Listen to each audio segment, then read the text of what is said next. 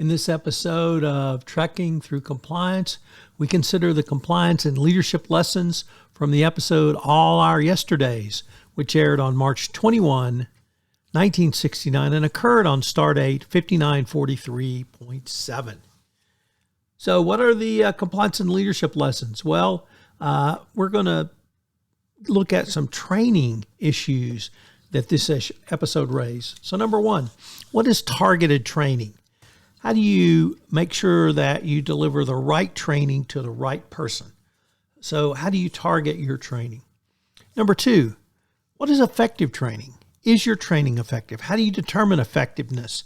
Is it simply because you don't have any violations, or is it that employees develop a deeper understanding that you can document?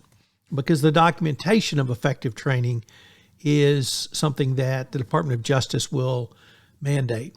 And finally, what is your training governance protocol? Do you have an overarching theory of your training?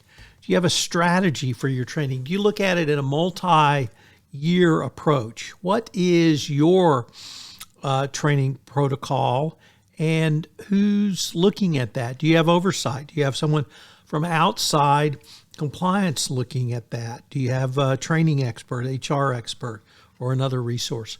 So take a look at your overall training program going forward.